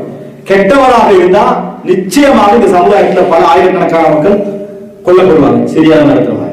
நல்லவராக இருந்தால் உஸ்மான் ரலியல்லாஹு அவர்கள் போல ஒருத்தர் என்ன செய்வார், கொல்லப்படுவார். இவ்வளவுதான் நடக்கும். இதுதான் நடக்குமே தவிர ஆட்சி இறுதியில், அது குறிப்பாக இன்றைய காலகட்டத்தில் இறுதி இலக்கு வரைக்கும் இந்த ஆர்ப்பாட்டம் எங்க போறதுன்னே விளங்காது. அந்த டைம் என்ட்ரு ஆவாம பாருங்க. எது கடைசியில் ஒருத்தரை நியமிக்கிற டைம் இருக்குது, அங்க என்ட்ராக அப்பதான் விளங்குது வழி நடத்தினவன் யாரு, எப்படி ஆயுதம் வந்தது, எல்லாம் என்ன செய்து விளங்குது. ஆப்கானிஸ்தான் தொடக்கம், ஈராக் தொடக்கம், என்னது எகிப்து தொடக்கம், லிபியா தொடக்கம், யமன் தொடக்கம், எல்லாத்தையும் அதான் பார்த்துட்டீங்க. இதுக்கு போறவங்க வசந்தம். அப்ப நம்ம என்ன செய்யணும், யோசித்து பார்த்துக் கொள்ள வேண்டும். எல்லா விஷயத்துக்கும் உடனே தீர்ப்பு சொல்லிடக்கூடாது. எல்லாத்துக்கும் அல்லாஹ் அக்பர் இஸ்லாமிய புரட்சி அப்படின்னு சத்தம் போட்டுக்கூடாது. எல்லா விஷயங்களும் முடிவுல தான் தெரியும். ஹசனுல் பஸ்ரி சொன்னது போல, அதாவது இதா அக்பரத்தில் ஃபித்னா அரஃபஹா குல்லு ஆலிம் வ இதா அக்பரத் அரஃபஹா குல்லு ஜாஹில். ஒரு ஃபித்னா வந்தால் படித்தவர்கள் விளங்கியவர்கள் இது ஃபித்னா என்பதை புரிஞ்சுப்பாங்க.